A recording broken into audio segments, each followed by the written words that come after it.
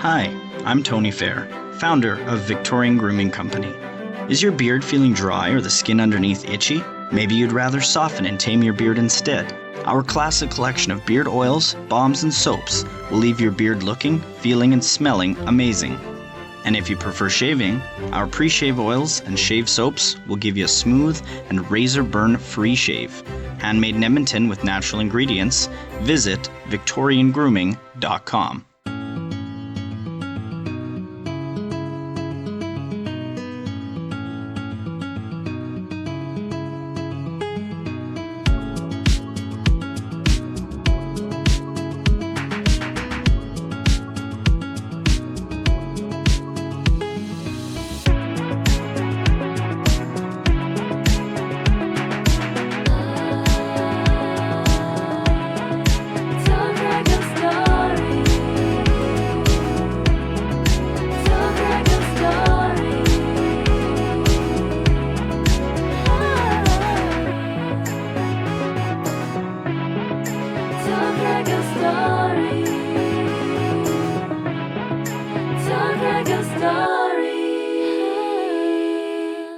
Hello everyone, Craig here. Welcome to another edition of the podcast, Tell Craig Your Story.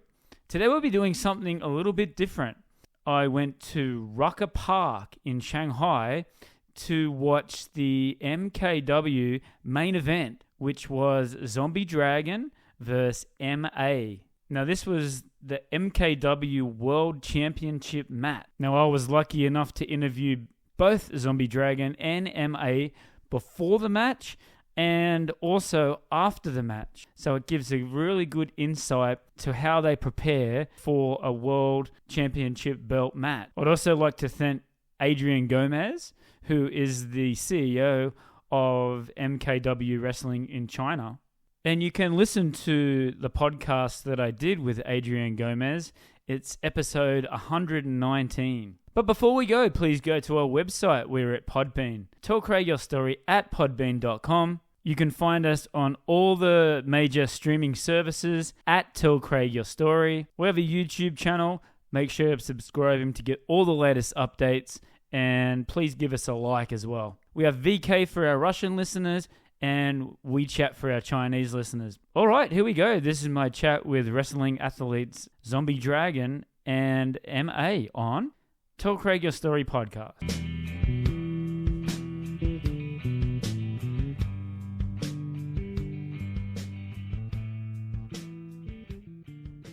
Hi guys, how you doing this afternoon? Hello. It's great to see you. Thank you very much for your time. We've got a busy schedule. So let's talk about tonight's event straight up. We've got Zombie Dragon and we've got M.A. So let's talk about the main event tonight. Yes, sir. It's for the MKW World Championship that has a lot of prestige. It's very uncommon for an independent promotion to have an actual world title that's been defended in other parts of the world, but the MKW Championship really does have that lineage. Yes, me and Zombie, we're doing a lot match, but this is a brand new match for us for the MKW World Champion. We are both excited for it. And recently, you were just on the Chris Jericho, Talkers Jericho podcast. Tell us about that experience. It's good. Yeah? Chris Jericho's nice, and we talk a lot, and interesting. It's all interesting, and it's coming out in the next couple of weeks. Yeah. Oh, that's good. Yeah. So we look out for that. So Zombie Dragon, why didn't you get an opportunity? Chris Jericho, he just doesn't like the Georgia boys, or what? I was asleep. Nah, it wasn't nothing like that. Because I thought it would be better anyway to have the champion on. Right. You know what I mean? And he was the champion at the time, so it was cool to have M.A. on with Jericho. And I think, honestly, if I could choose to have myself versus someone else on, I'd rather some of the Chinese talent get their likeness out there, get their exposure out there, because I can easily, go back home and wrestle somewhere, but it's a little harder to get their name out with wrestling being so infantile here. You know what I mean? What was the big decision to come to China? It's not every day that you wake up, I'm going to go to China. How did it all come about with you coming to Harbin and working with MKW? I was the wrestler Uncle Money was someone that I had a hand in training back home, and he came to China first, and he found MKW because he wanted to continue to pursue pro wrestling. And MKW got into a point where they wanted to evolve. They wanted to have a school. They wanted to have a head trainer. So he put my name in the hat and told Adrian Gomez, hey, there's this guy, Zombie Dragon, who is an experienced pro wrestler. He would probably be willing to come out to China to help train some guys. And ironically, one day I was at my job. I was an engineer. I was just having like one of those really bad days, and in that moment, Adrian got me in a sign of weakness. Right. I was in that moment, emotionally weak. I was vulnerable. Yes. And he messaged me and everything, and we talked for a bit. And he seemed like a really cool guy, and I was like, you know what? Why not?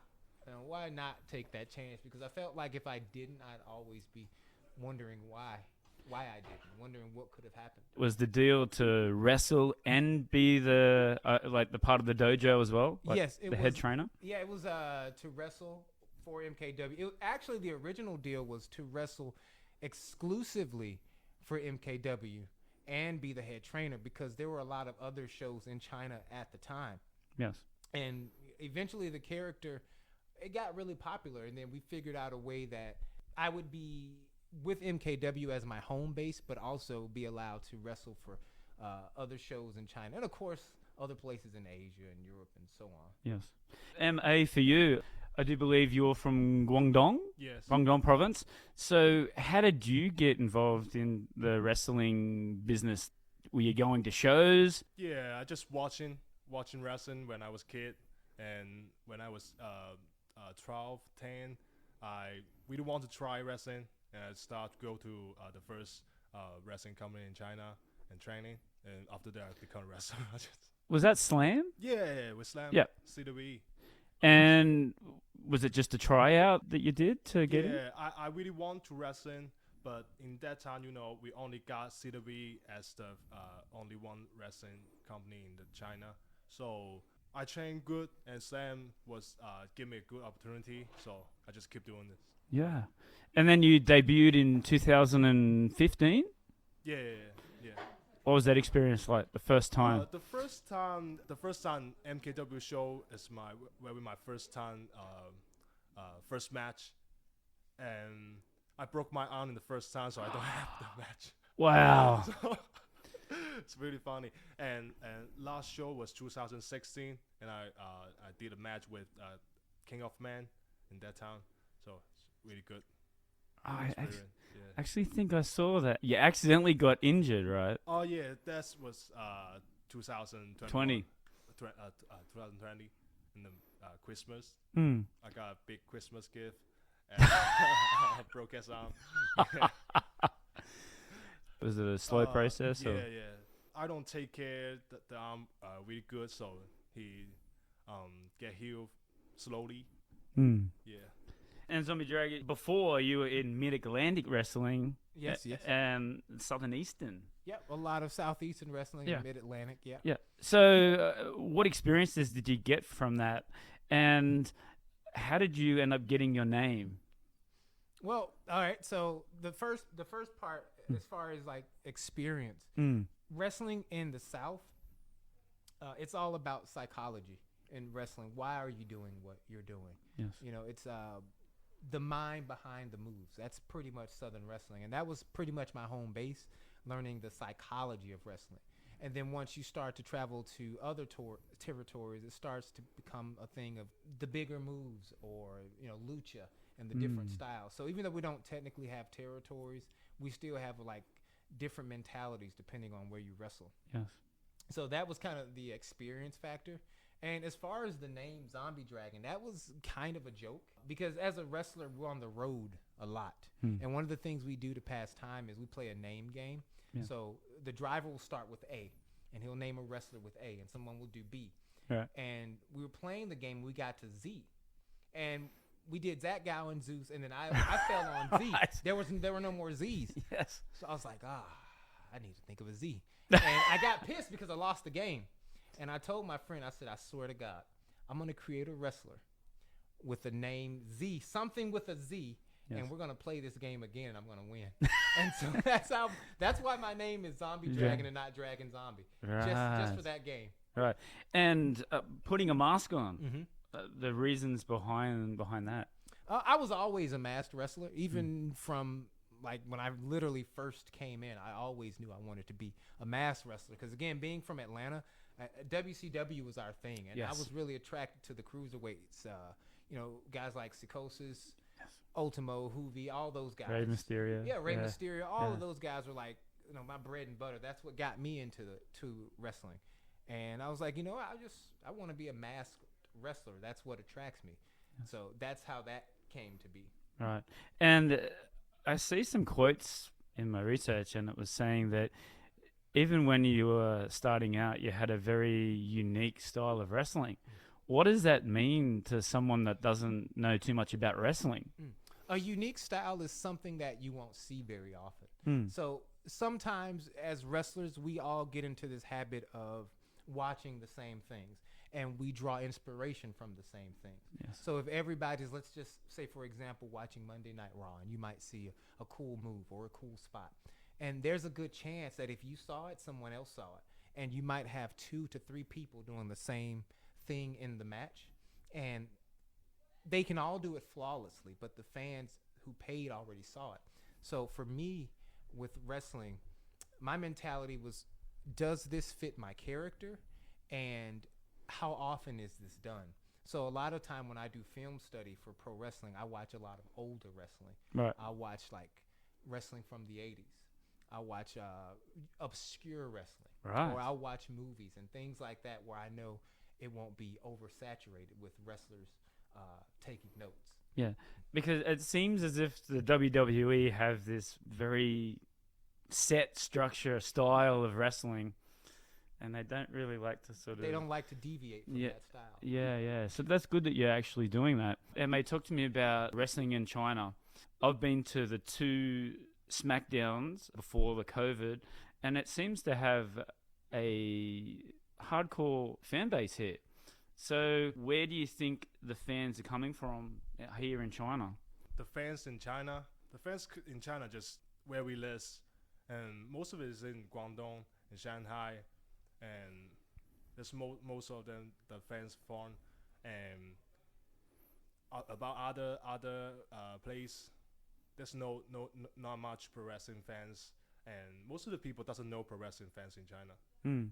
And do you think it's building here now that MKW is starting to get some shows now? Do you think there's a bit of a groundswell? Yes, all the pro wrestling company in China are building this market. I can say WWE wants to build a market in China, but it's very tough, very hard to build a market in China because the China got online, they got a firework or something, the fire war. Man, the government about to come shut this down. That's it. Yeah, they're watching us. But we'll be better if we keep doing this. And for you personally, did you have a tryout for WWE in China? Yeah. Tell us about that experience. I fought out the tryout. Why is that? For the tryout, I got the first tryout, but just how to say? I talked to the coach and the guy who doing the tryout before the tryout. So he told me he really likes me, and he said, including WWE China, he said you must get into WWE. So he gave me the number 1 because number 1. Give me the numbers, number 1. Wow. They want me to show up all the talents, all the guys. They don't know how to wrestle. They want me to teach them, they show them. And I work very hard in that time. And I do free workout in the days, and I gain weight. But in WWE tryout, I fucked up in the second row.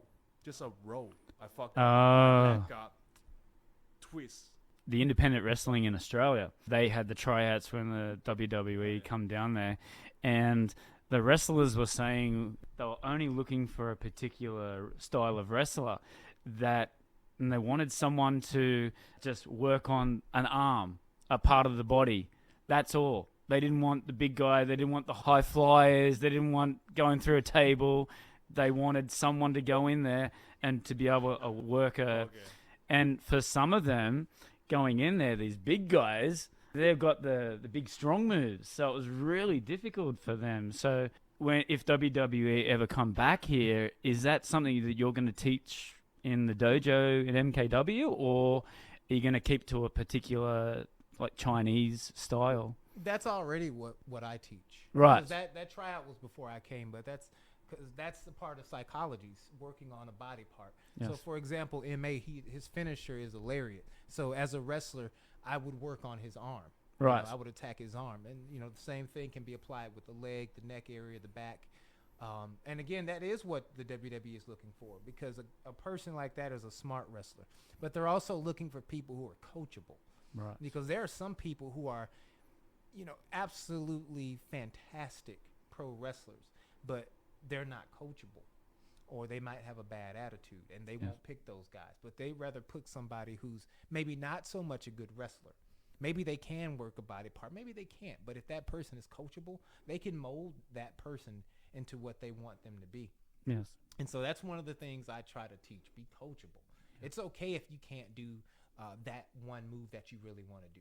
Modify it, change it, do something else. It's okay, And who's coming to your dojo, and what prerequisites do they have to join or try out? As far as like people who were there, some of the guys were already wrestlers. So like we had Black Mamba, Han and a few others. The other people, there are people who, for example, Poseidon is one of our younger students. He was going to university, and he chose to go to a university in the same city as the dojo just so he could train. So I don't have any true prerequisites, because it can, even though wrestling is inclusive for everyone, it's not for everyone. Yes. But I don't know that until I see you. That's I right. need to see what you're willing to put out. I have to see your passion. Do you want to really do this, or are you just trying to make money? Yes. Sometimes we get people who think it's an easy buck, and they don't want to put in the work, and then they figure out they can't do it. But I have to at least see them first and put them through the ringer. Yes. When you get the job, or when you get started, you get on the roster, can you be professional, just a professional wrestler, or do you still have to have some sort of background, or work a second job? Oh, that's a good question. Depends. It depends. Because people come from different backgrounds. Yes. So me, of course, no. But for some of the other wrestlers, yes. Especially when COVID hit, it got really bad for a lot of the guys. So some of them did have second jobs. Some of them had a little bit of money saved up. And the dojo does provide a place for them to live once they pay their tuition. So they have a place to stay at least. And if I'm not mistaken, they were having an allowance for their food. But some guys, of course, you want more things, your gear. Yes. Your gym membership. Those are things you want to start to pay for on your own. Tell us about some of the up-and-coming students that you have that are going to be featured in the near future. Oh, man. So I think some of the better guys would be like DC Chen. He's one we're trying to get back. He went right when COVID got like really bad. He went to, if I'm not mistaken, Portugal. But we want to get him back. He was a really hungry student. Black Mamba, I don't really consider him a student per se, because he was originally trained by the Slam. He's another person who I could see going really far. And in fact, I would almost consider him one of the veteran wrestlers of the Chinese. Right. Oh my God, so many. Who else?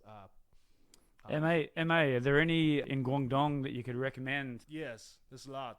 From KOPW, there's my old buddy, Jason Wong. There's Feng Jianlang, his Chinese name is. There's Peng Wei, and a lot good wrestlers in Guangdong.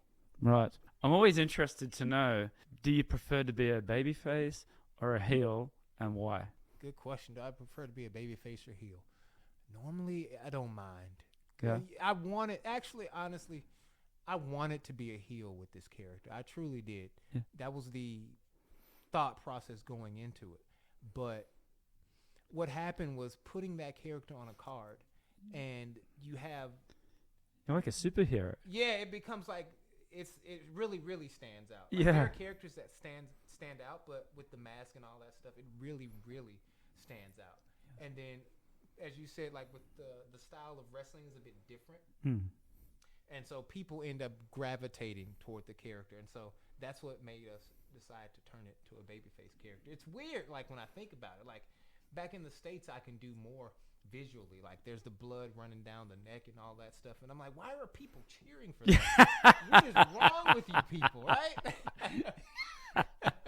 And for you, M.A., which do you prefer, being a babyface or a heel? Heel. Why is I that? don't like face. Yeah. I look bad. So heel is better for me.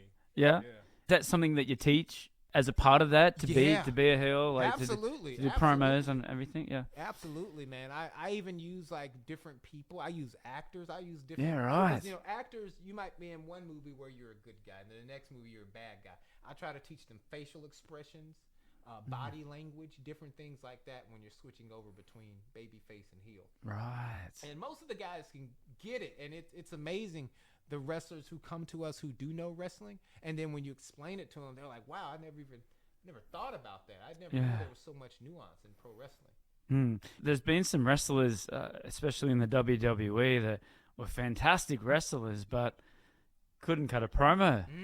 And then the business starts going, well, Yep. you're a great wrestler, but we can't put you on TV. You have a family Yes. in the United States.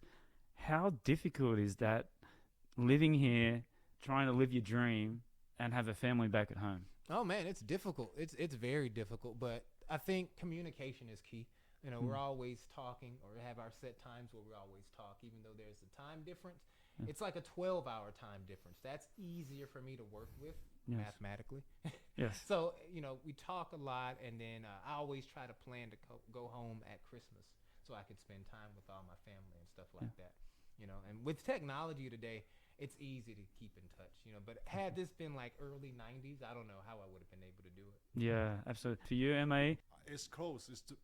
We're both in China. Yeah. And in Guangdong, it's close. I fly back just 2 hours. And for my work, I got a lot of business trip.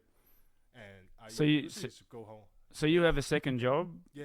Okay. I have a second job. So what is it, if you don't mind me asking? I work in a music company called Pyro Music.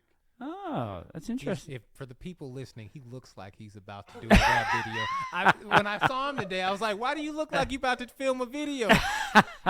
Yeah. Chinese music, just getting off the topic. What Chinese music is? It's not Chinese music. It's It's the pyro. EDM music. Oh, that's very. Just doing the EDM event or something. It's very interesting. Now it says here that you've been to 6 different countries wrestling. A little more, but yeah. How many? U.S., China, Thailand, Vietnam, Nepal, Austria, Japan, Thailand. I can't remember them all.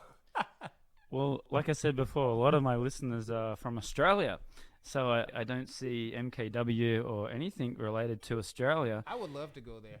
Do you plan, or can you see anything in the future for an Australian tour?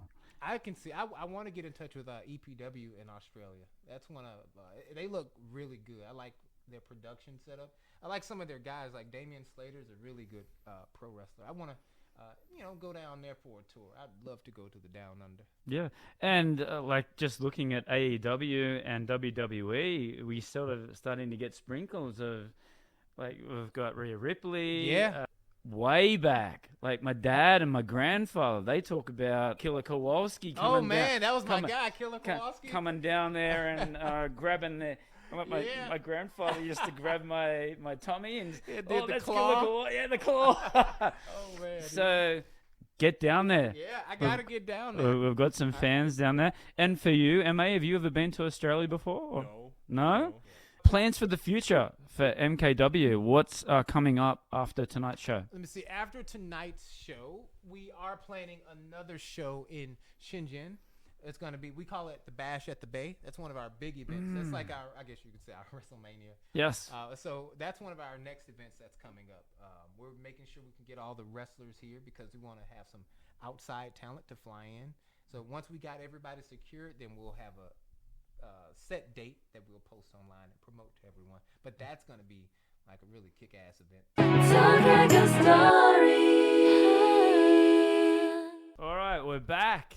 Yeah. So we've finished, and The champion is still remaining champion. So what did you think of that performance? And It's what do you good. think of the crowd? It's good. Yeah? Yeah. The fans was like it. Yeah. Yeah. And I feel good. Yeah. Zombie too. Zombie too? I thought it was a little dangerous. Like the people got out of their chairs and went to let the front of the mat.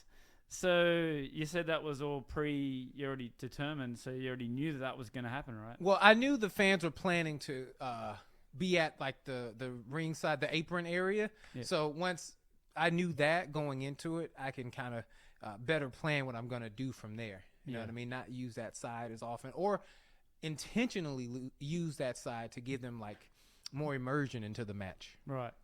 And what did you think of the crowd? You could see that there was some new fans there, a couple of older fans. Right. So I saw like, when you're wrestling in China, a lot of times you'll get people who are just curious as to what pro wrestling is. They see the poster and they see the characters and they're like, okay, what is this?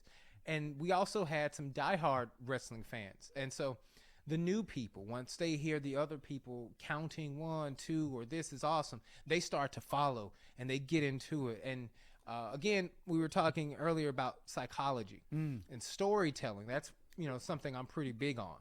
And so they knew to start cheering. Okay, this is where I need to start cheering for Zombie. We start to elicit emotion from those new people. So hopefully they'll go home and they'll go to Baidu or whatever they use and look up KOPW, MKW, WWE, AEW, and they'll start to get inside of that wrestling sphere, Yeah, definitely.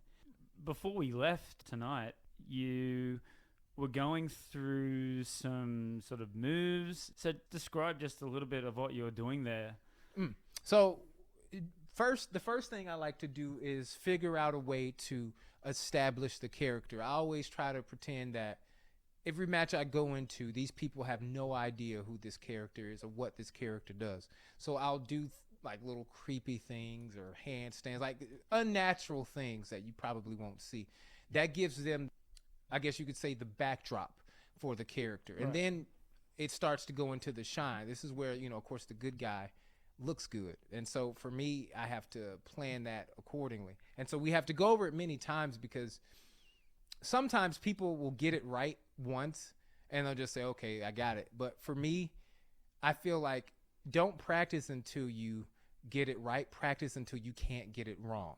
You know what I mean? So we go over it many, many, many times because if we fail at that part, we fail at establishing the character, and that's just going to make the rest of the match that more difficult. Yes. And in terms of styles, I mean, you're bigger than Zombie Dragon, so do you have to adjust your technique or how you plan out the mat? Not really. I'm used to it. I'm used to being the smaller guy, and it makes it easier for me. You know, because it's easy for me to make him look strong. Right. That's my job as a smaller guy, to take his slams and make them look powerful. Right. Because the stronger he looks, it also helps me in the match. It makes me look good if I'm kicking out of his stuff. So I honestly prefer to wrestle bigger guys because it's just kind of in my nature to wrestle those types of guys and make them look good. And in turn, they help me look good. Right. I wanted to talk about like how you found wrestling and who was your trainer in the US. Okay. So how did I find wrestling? My mom bought me the Nintendo 64. And isn't that how Adrian got into wrestling? Probably have the same story. Yeah. It was an N64. She got me that game, WCW versus NWO Revenge. And so I just thought it was a fighting game. I didn't know what wrestling was. I was like, my small mind, I didn't think that those could be real people. But I love that fighting game. Yeah. And then one day I was flipping through channels. I was like, hey, that looks like, oh my God, this is real? People can actually do this? People can climb. I was like, I'm going to do that. That's what I'm going to do when I grow up. And so when I was in high school, I was looking at schools online. And do you remember, I don't know if you remember the power plant? That was WCW, right? WCW used to have the power plant. When the power plant closed down, it became WWA4. Right. That's the school that I went to, and the trainer there was Mr. Hughes. Right. And so after I left WWA4, I went to Platinum Championship Wrestling to really hone my craft. And that was also in Atlanta. Right. So that's where I got my roots, so to speak. And with your roots, who were some of the wrestlers there? Because I did see the list of the wrestlers that were on there. Can you tell me some of the ones that you wrestled with or against? Well, I'll give you some of the guys that I trained with, because these are the same people you wrestle with. It was like John Gresham, Rick King. Those are two guys I really like. Apollo Crews. Apollo Crews. A.R. Fox. Right. He's the trainer there now, A.R. Fox. Right. And God, just so many guys have come through that place. And we had just a really good group of trainers, because in that school we had 5 rings. We had the WWE ring, the WCW ring, a smaller ring, a crash pad ring, and a boxing ring. So we knew like the different sizes. We knew the different stiffness. We had a ring specifically for high flyers. Like, it was really well done. Right. Like, we had all different styles tonight. Do you think that that'll also bring in more fans? Because I noticed with the boxing, the people were like just kind of like sitting down and like clapping. And then when you guys come out, it was like, whoa. Everybody just stood up and were really fired up and pumped up. So do you think that this is also helping MKWs go to that next level? Absolutely. Because after tonight, again, I took a lot of pictures with a lot of people, and I'm sure a lot of them will look me up, and they're going to see a lot of my work with MKW, and they'll see other wrestlers in MKW that might end up being their favorites. You know what I mean? I don't mind being someone's favorite or someone they like, but I want you to experience other wrestlers. So they're going to look up MKW. They're going to see M.A. They're going to see Cold Ray, Plata. They're going to see all those guys and say, wow, they have a whole team. Right. So, yeah, it absolutely will help MKW. So what do you guys do now? Like you said that the next big main event is not until January. Yes. So that's still a couple of months away. So right. What do you guys do during this time? Well, for me, I'll let him answer next. But for me, let's see, I'm going to do Singapore in a few weeks. And then from Singapore, the next week, I'm going to do Taiwan. And then after that, I think I'm going to go I'm going to go to Vietnam. And then I'm going to go to the U.S. And then I'm going to come back to Vietnam. And then I'm going to do the show in China in January. So you're under contract with MKW, but you're still allowed to go on wrestle. Yeah, I can still freelance around. Yeah. Right, got it. For me, I got a show in Malaysia next month, and next month Hong Kong. Okay. And I don't know yet. Right. Maybe I got booking. So with you being the champion, do you still carry the belt for these international tours? Yes. What Asians want, what MKW wants is when MKW have no shows, and I should carry the belt throughout the world, maybe to gain the belt and get some sort of promotion. Get some sort of buzz. And is there any plans to go out there, do a show in maybe Japan? I mean, you had the girls there tonight coming over and doing a great job. Wants to go to Japan. Yeah. If I got booking, I would go to Japan. Is it difficult to get bookings over there in Japan, or is it in China? Chinese wrestlers, it's hard to get booking. What, visa? Visa is one of the problem. Second is in the world they doesn't know Chinese. In China, they got wrestling in China. They got wrestling in China. Okay. Nah, I don't have problems. I just go. Yeah. I just go. I got some of the promotions. I have like an open door policy. Like they're just like, if you want to come back, just let us know and then we'll work something out. So, but it's easier for me because like for him, he would have to have a visa, right? Yeah. For me, I could just go. So that's an extra expense if you bring somebody over, the flight and the visa. So it's a little different depending on where you're from. What's the best piece of advice you've ever been given? The best piece of advice I've ever been given was probably not directly to me, but I heard, I guess it's two things. They were from, one was from Dutch Mantel.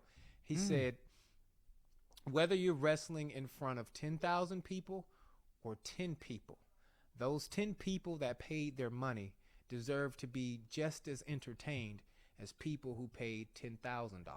Yes. So even though like tonight that ring was terribly stiff, I wanted to give those people their money's worth. You know what I mean? Yes. And the other piece of advice was from Jim Cornette. He talked about slowing down. So smaller guys tend to do.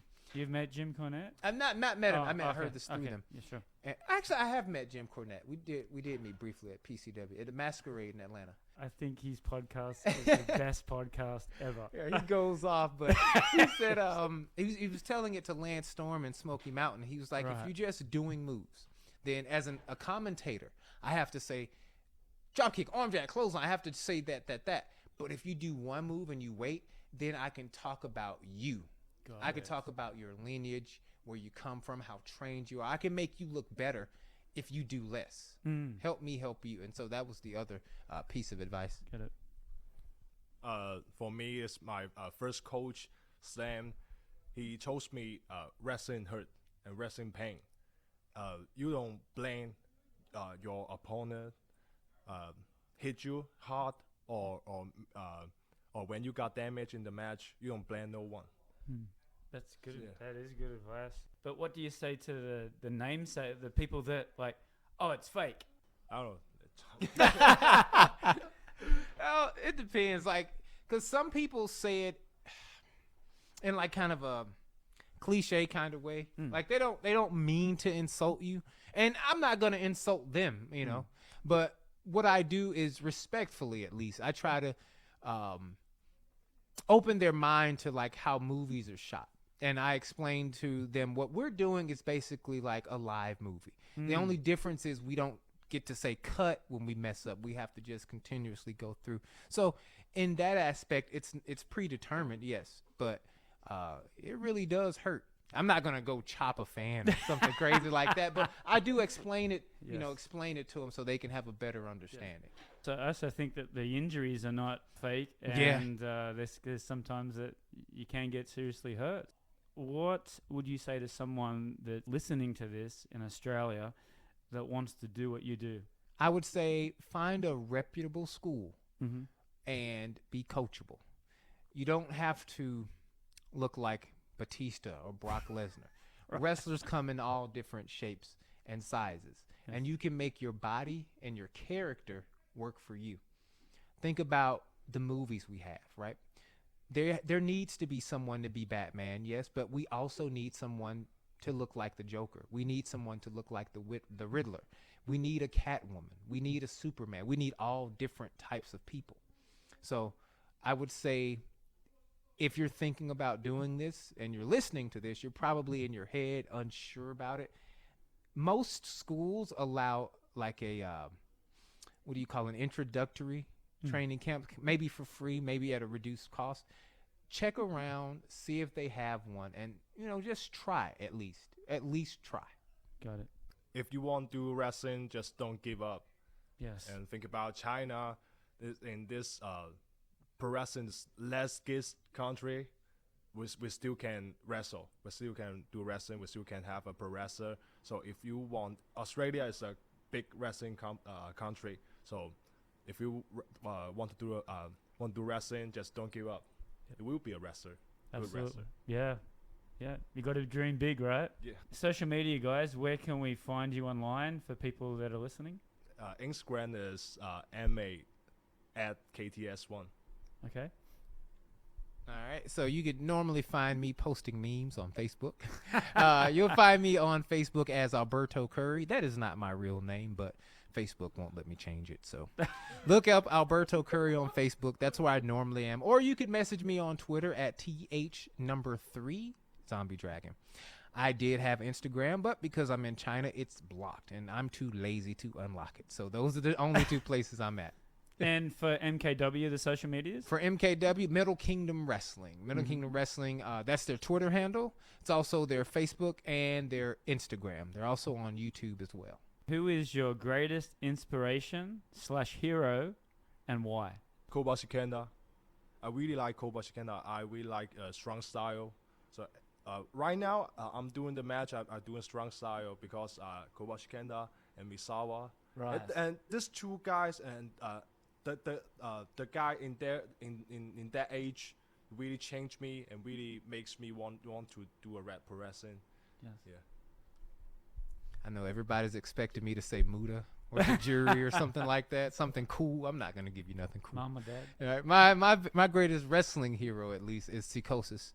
that mask was so cool, and that's where my mask takes inspiration from, with the horns. So that's because when I first saw him in that black and white with the horns, I was like, man, this guy looks like a cow.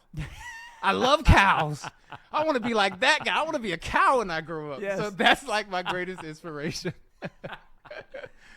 Guys, thank you so much for giving me the opportunity to come in today. Yeah. Thank you. Great match, great night. Right on. Hell Thank you yeah. so much. Thank you.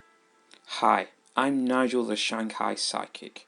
I can tune into your loved ones in the spirit world, but I can also tune into you, tell you about your path and the choices that you need to make and need to know.